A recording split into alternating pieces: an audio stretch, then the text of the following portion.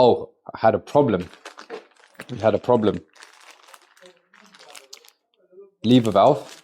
Now this one, manufacturing error. So we put it all on, but on the outlet side here, it started leaking.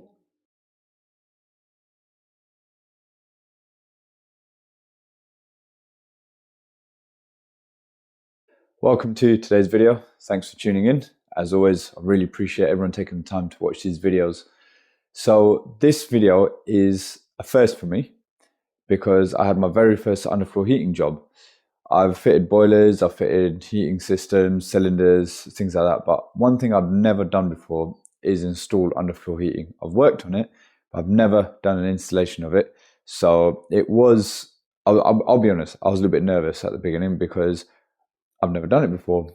As far as I know, obviously you just take flow and returns from your boiler, zone it off into the manifold.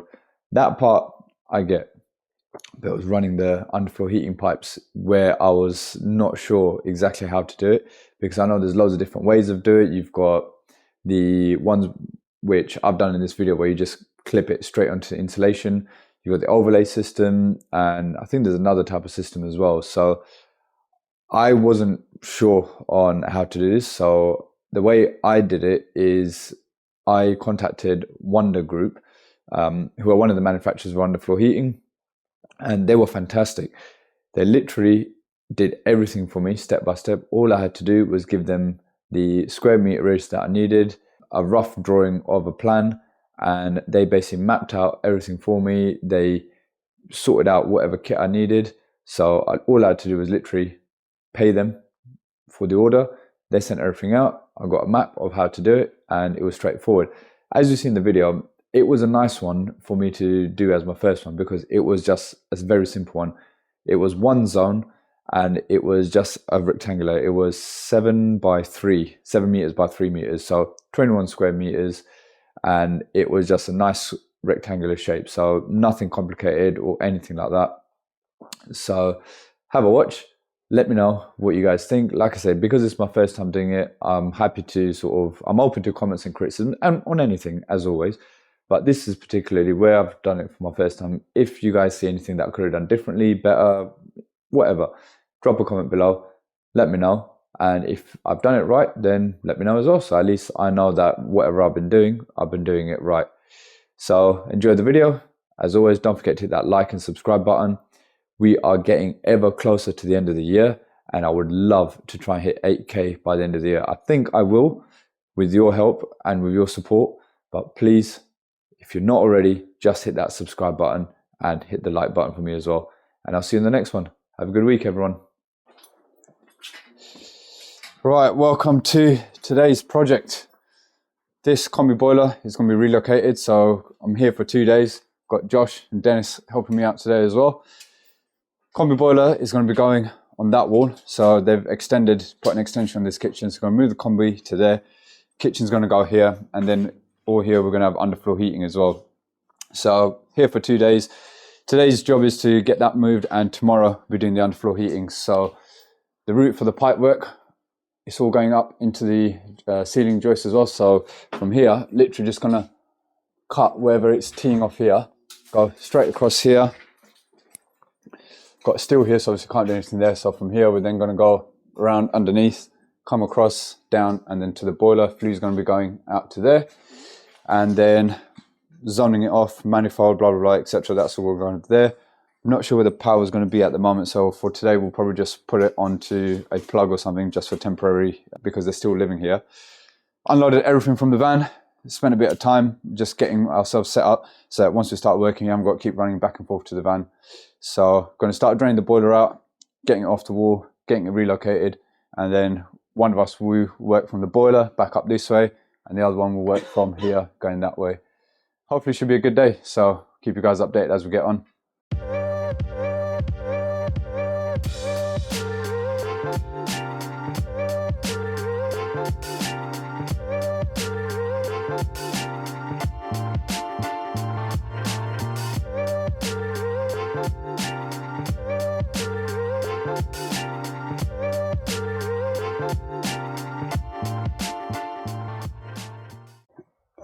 Right, flue hole is called. That took me a lot longer than I thought it would, because I don't know, it just took me long. I think it's about time I invest in a proper core drill. That Titan does do the job, but it is hard work. So I think it's about time I probably invest in a proper core drill. Josh and Dennis are running some pipe. Josh looks a bit confused. What's happened? The colours don't match up. Oh, that's right, I'll bleep it out. So we've changed the direction of the pipes because we were bringing them down there originally, but we've only just seen the kitchen plan today, and the cooker and everything's going to go there, splashbacks there. So if we have the pipes there, it's going to basically be above the kitchen units. So we're now bringing them down here, across there, and then up. There's going to be a kitchen unit here, and inside there is where we're going to put our underfloor heating manifolds, zone valves, etc., things like that. So I'm now going to get the boiler hung on the wall, get the flue done, and then I'll probably start the pipe work on this end, and then Josh and Dennis will carry on getting it all linked up to there. It's just, before the boiler's on and everything, it's just a bit difficult to visualize it, but once start getting clips and getting pipes on the wall, getting the boiler on the wall, starts taking shape, and you start seeing exactly what you need to do. So yeah, just going to crack on with this. Right, so boiler's on the wall, flue's done, pipes are being run. So this bit is very nearly done. This bit's going to be a little bit mind-boggling because we've got to get the underfloor heating manifold, the zone valves, just got to figure out where everything's going to go. Luckily, I've not actually even had to cut the flue down. It's come out just past the eaves, well, probably just in line with the eaves, so it's fine where it is, and you'll add white and shell with vaillant. So now there's obviously going to be a sink going here, so I've got to also figure out getting the hot and colds round to here, and then obviously teeing off up to there. And yeah, it's getting there, making progress. Pressing is a lifesaver, you know, this sort of job. It's just so nice and quick to do. Now, you guys know I'm not a big install man, but this is quite a big project for me. So we got this far today. So all that pipework is done. Where the old boiler was, that's all done. We had all those vertical pipes there. Everything's been linked out into there, running around. We managed to get the water on for them today. So the old water main, don't know if I showed it in the first part of the video, is down there. So there's fill mat connection on there. That's then been pulled out to there. Another fill mat connection in there. That's our main stopcock now, the blue lever valve. That's tied in. We've got our hot and cold feeds for the kitchen here. Hot and cold into the boiler. Pressurized the boiler, locked off the flow and returns so that they won't have heating tonight, but it's not end of the world. They'll have hot water at least. I need to get, now this is my first time doing an underfloor heating job, so yeah, it's just taken me, this manifold, it probably took me about half an hour to figure out how it goes together, because this part came as one, but then all this was separate and there's no instructions. Obviously, if you guys do underfloor heating day in, day out, you know how it goes, but for me, it's my first time, so yeah, I was just like trying to figure out how it all goes. Got my return stub here, so I need to get a 1" to 22 mil line to go straight into there, and then the 1" to 22 mil line will go from there into that zone valve. I'm going to cut in a straight bypass there and then bring that round and tee into there. I've got that going to an outside drain off, which I'll show you tomorrow. I've put it on a garden tap back plate and then just put a 1/2" drain off on it. So we've got an outside drain off, which is perfect. Lowest point, so any leaks or anything like that, we can just drain it off outside. That's as far as we've got today. It's 8:30, absolutely shattered, but it's been a great day. It's been a great help having Josh and Dennis and his dad turn up as well. But he just wanted to come around and give us a hand. They'll be back tomorrow as well, so hopefully get a bit of footage with them. But yeah, it's been a good day, good result for today. Lot of pipe, lots of fittings, I had a problem. We had a problem. Lever valve. Now this one, manufacturing error. So we put it all on, but on the outlet side here, it started leaking. No idea how. Tried tightening it up, but no, it was just like it's spraying from somewhere there. Luckily I had another one on the van, so I quickly swapped that out. But yeah, that's going back to the shop tomorrow. and get another one.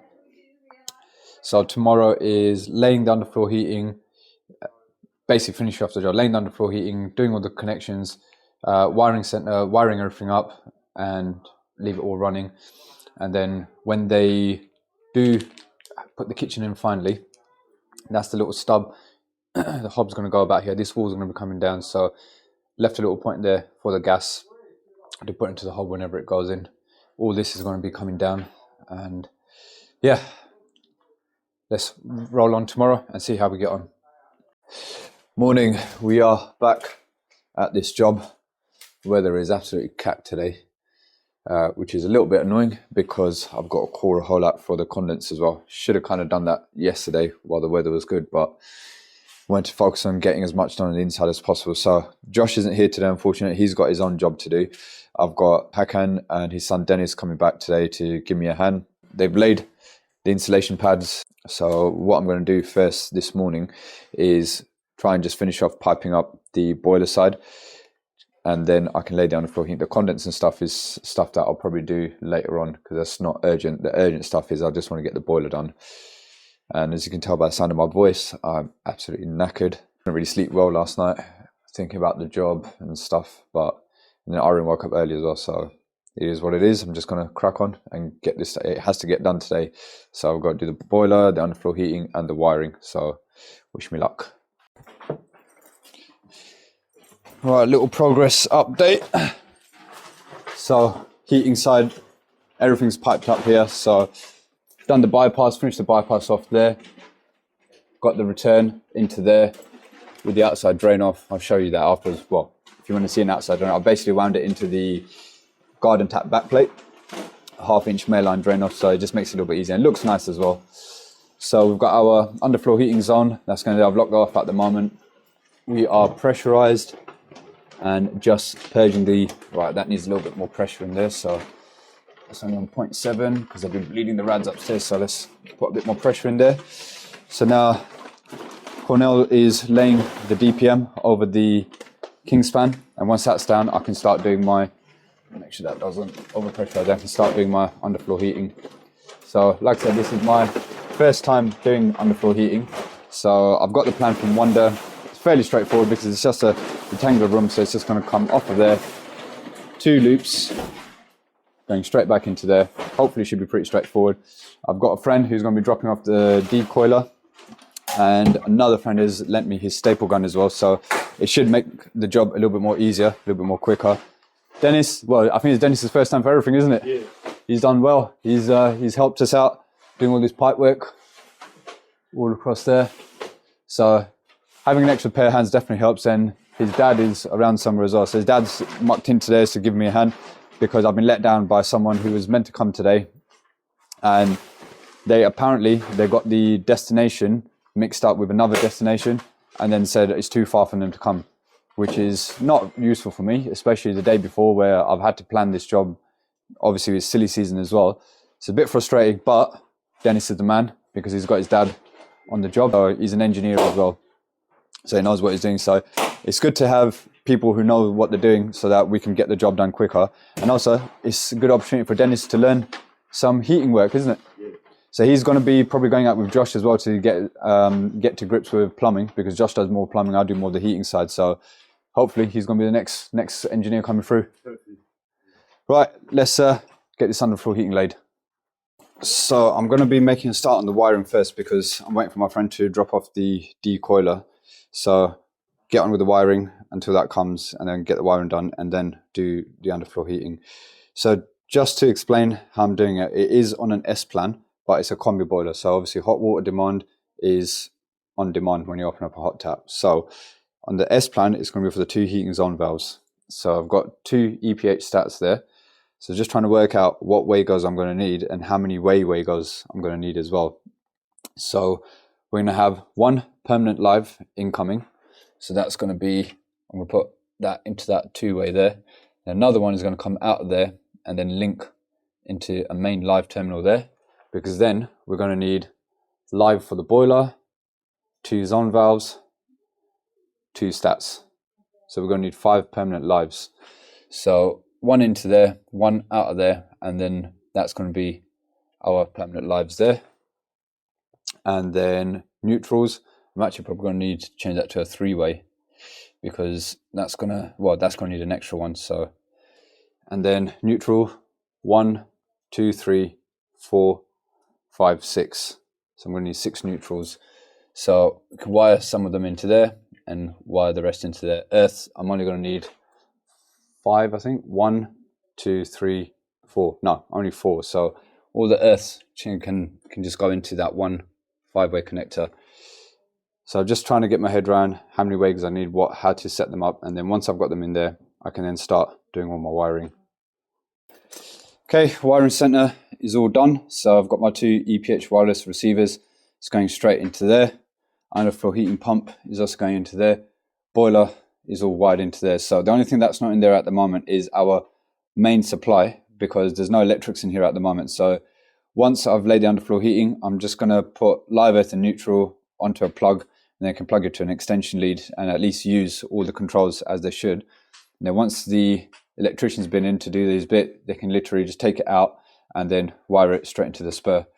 So with the underfloor heating pump, the live on this is on this top Wago connection. So that's going into the brown to the underfloor heating zone valve. So that pump will only come on when the underfloor heating zone valve gets a demand. And then once obviously the demand goes, that will turn it off. Otherwise, if we put it onto the switch live, that will come on even if you just put central heating on, which we don't want. So by wiring into the brown, underfloor heating stack comes on, sends power to the brown on that, which then livens that. That will then click over, go to the switch live, and back up to the boiler.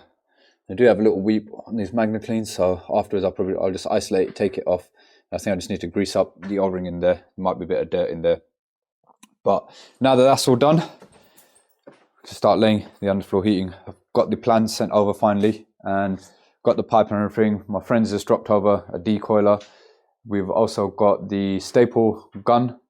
Now, I've been told that sometimes the gun jams up and it's easier to just do it by hand, but we'll get started, see how we get on and go from there.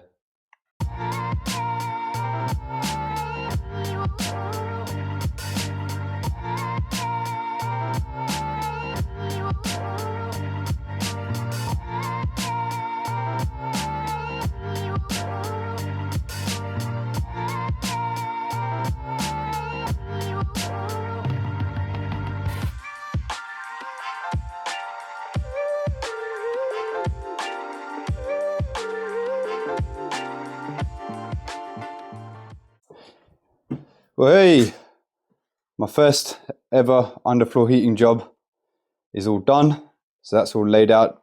Thanks to everyone. Cornell, Dennis and his dad. It was a team effort, got it all done. It's all laid, it's all good. Now I've just got to go through the process of purging it. So I've got a couple of hose lock connections. So I'm going to pop them onto here. And then off of here, I'll put a washing machine valve and put my other hose lock connection onto there. And then basically just blast the water through each of the loops and then purge it all out. Once the water's running nice and clear, then I can, open up those valves, just wire in the plug for this, and then we can fire it up. I need to sort that out as well, but I'll sort that out as well. So get in there, just got to do these final bits now, and then obviously condensing PRV as well. Right, we are finished, and everything's working. All the underfloor heating is laid. I'll show you the thermal imaging pictures in a moment, but it's all on right now. It's all getting nice and hot. Like I said, for me, this is a massive milestone because it's my first time doing an underfloor heating job, and thankfully it's all worked out exactly how it should. So condensing PRV, I've gone straight out there, done another pipe snug hole for the condense. I haven't tied it in outside yet because they're going to be doing a gully out there. So once that's done, then they'll sort that bit out. But I've basically done that through there, and there's a bit of 1.25" just hanging on the side there. Got the 2 EPH CP4 wireless thermostats there. Labeled everything up as well so we know which is which, underfloor heating and central heating corresponding to the zone valves. So where I've got that underfloor heating on the left, central heating on the right, done it the same way there. I was labelled everything up so we know what's what. and even on the stats as well. So I've got my personalized cover on there and on the inside as well. So I'll put little labels on. So that's the underfloor heating one, and then the other one says central heating on it. Yeah, I mean, what more can I say? That's probably a little bit high at the moment, but it's fine. I can obviously tweak it down afterwards. It just depends what sort of, they're going to have screed and then tiles, I believe. So once that's all down, then you can just adjust the blending valve down to whatever we need to. But main thing is everything's circulating. There's no air locks. Yeah, everything's running sweet. Let's just make sure it's not just bypassing. No, that's fine. Yeah, I'm really happy with how this has turned out. Loads of pipe, but it's all done. Let me get the thermal imaging camera set up and I'll show you what it looks like on there. So I've left my tester one, well, my friends borrowed it, so I've got this as the backup one, but there you go. You can see all the loops are getting nice and hot. It's all nice and even. There's no cold spots, which means there's no air anywhere, and everything is getting nice and toasty, which I'm sure the customers will be pleased with, because we've had obviously the heating off the last couple of days, and now they're going to have heating everywhere. You happy, Raphael? Yes, I'm very happy. Thank you very much. Good stuff. Right, I'm done. I'm signing out. Please don't forget to subscribe and like. This was a big job for me, and any constructive criticism and comments are most welcome, even from the trolls, whoever. I don't care. You might like some of the stuff, you might not like it, but it's how I've done it. It's my first time doing this, so let me know what you think. Enjoy the video, and thanks for watching.